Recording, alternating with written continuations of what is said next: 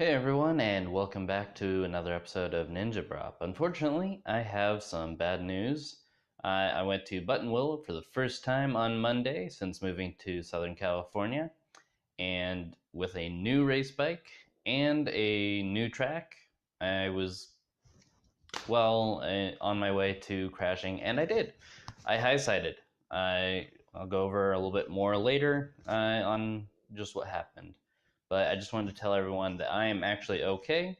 I just have a pretty bad cut or road rash where my suit ripped, basically, and my elbow has a contusion. But that's it. No fractures, no broken bones, nothing else. I can't ride, and I can't do much at the moment. It's only been a couple days since then, but I'm feeling a lot better, and I'm recovering well. So just to go over a little bit of what happened to me, basically the suit ripped along the seam, and I somehow was able to rip about a 1 inch diameter chunk of epidermis off of my elbow, or the top of my elbow, right about here. As you can see, it's all bandaged up here. And this was while wearing my one-piece Sedici suit as well. Basically, I'm not sure exactly what happened, but the seam right here, normally you ride like this, and the seam is right about here, and it ripped clean through, and then as it was dragged along the ground, it opened up and cut out that piece of skin right there. There's just dermis left, no epidermis. The top layer is completely gone. I'm cleaning, changing the bandage every day though.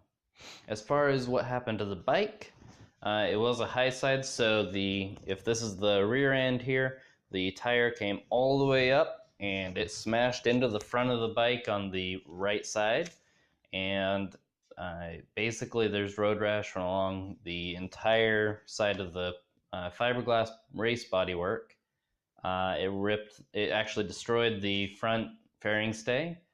The front master cylinder is completely destroyed. It basically had no front brakes. The moment we picked it up off the track, we noticed that all of the brake fluid had leaked out of the master cylinder and also out of the master cylinder reservoir. So it had no pressure whatsoever. I have to replace both of those. The clip-on wasn't bent, but it was damaged, so I'm going to replace it. It was a Vortex clip-on, and the actual brake lever wasn't damaged. Just a little bit of road rash, but it's a $100 brake lever. It's still usable just fine, and I'm just going to reuse that. Let's see. The rear section had some holes in the fiberglass bodywork. I'm probably just going to repair all the bodywork and repaint it, honestly. It needed a new swing arm. There was major dents to the swing arm. It's still usable, but I would much rather be safe than sorry. The rear swing arm pegs, actually on that side, on the right side, the mount for the pegs ripped off, and it's just hanging by a single piece of metal. So it's no longer usable as a mount for the stands or as protection for the swing arm.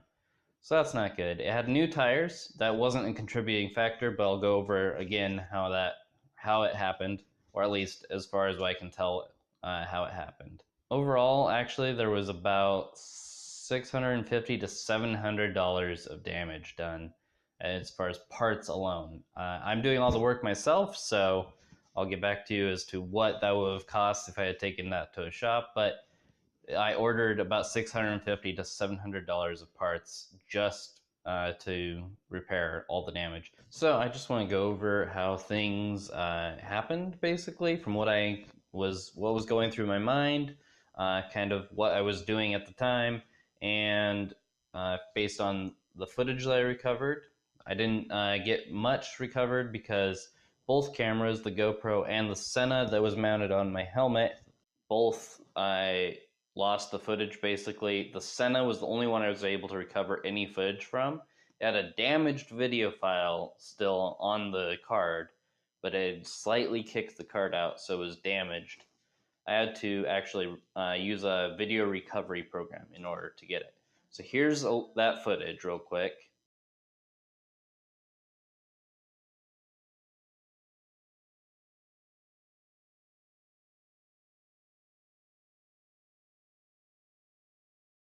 So basically the bike came up, the rear wheel came up, and the front of the bike hit the ground first, knocking the GoPro off.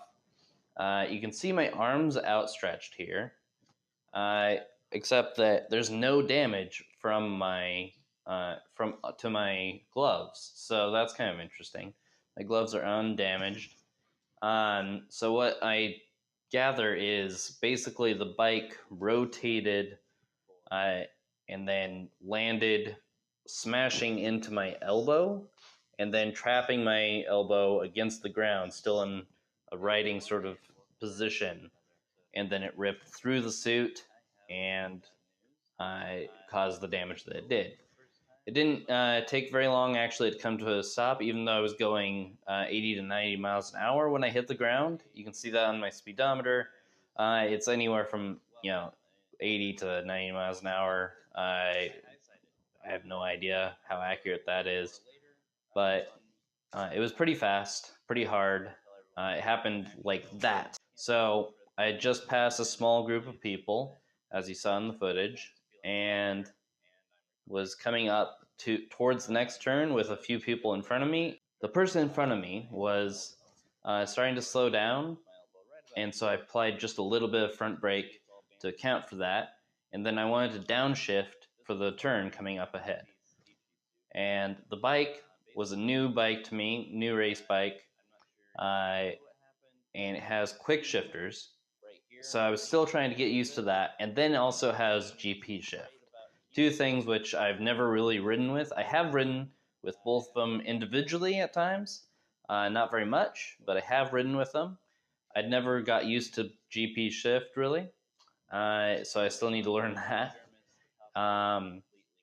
But anyway, so I was trying to downshift from fourth to third, and I couldn't get it to shift even with the clutch for some reason, and so it took me a moment. And by the time I actually shifted, the bike lurched on shift, and my gut reaction was, without any thought, I basically grabbed a handful of front brake, and over the bike went.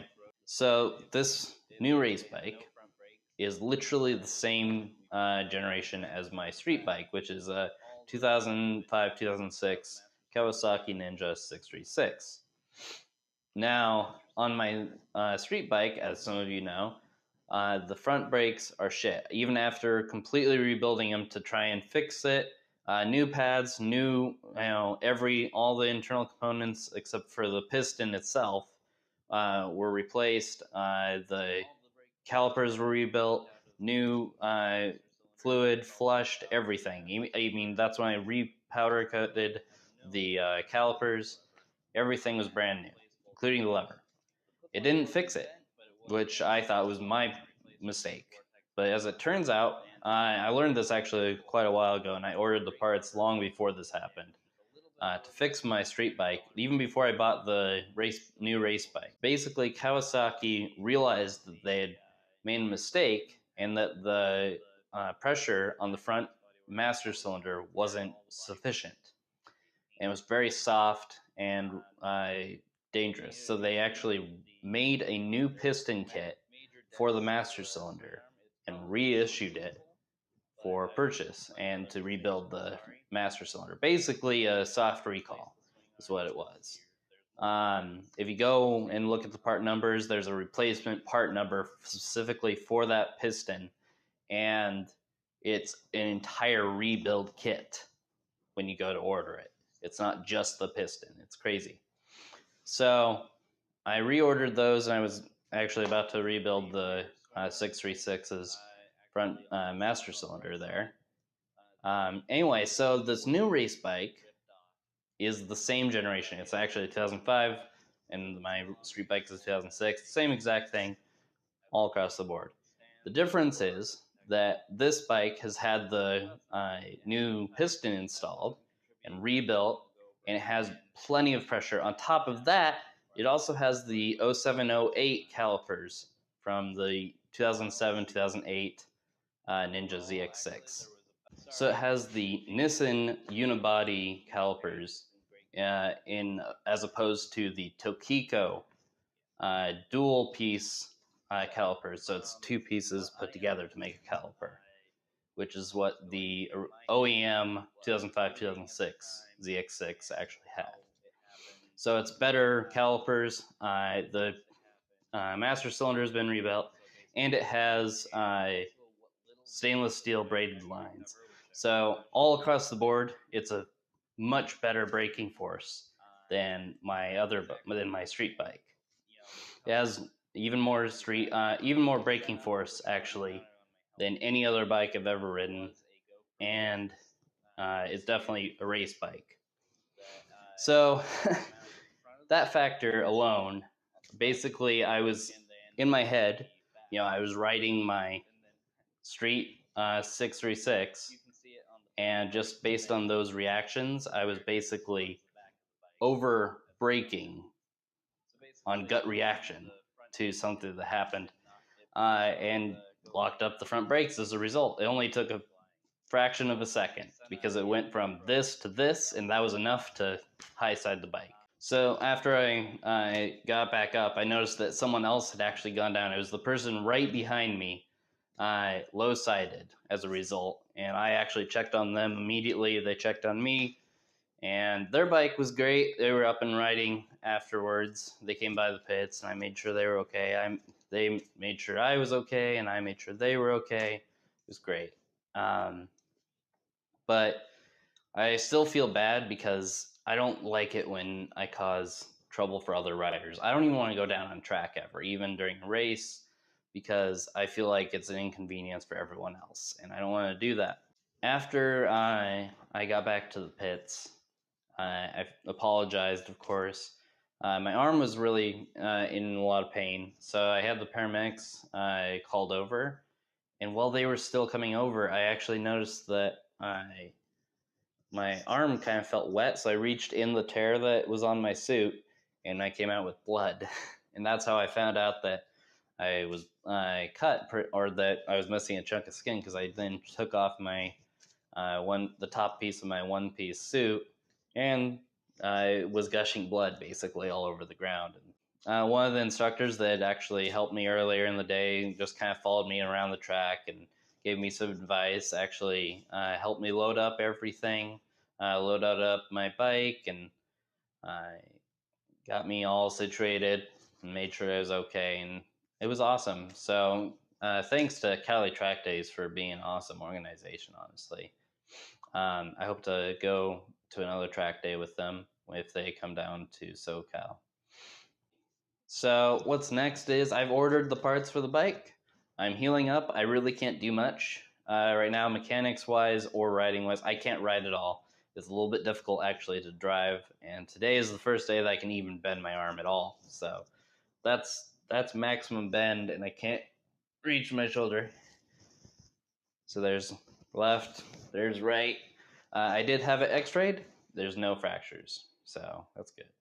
So as far as what's happening with the channel, I'm going to keep making more of these videos. Again, like I said, I'm going to make some how-to videos and I'm going to really focus on product reviews, honestly, because I've bought a lot of tools. I bought cameras, bike parts. I often buy tires, everything across the board. So I need to really be doing some reviews and just kind of getting in the habit. Also loosen me up more. As you can see, I'm kind of talking fast, and I'd like to actually loosen up and be more comfortable on the camera. But thanks for watching. Be sure and subscribe and follow both here on YouTube and on Instagram at NinjaBraap. Thank you again, and hope to see you next time.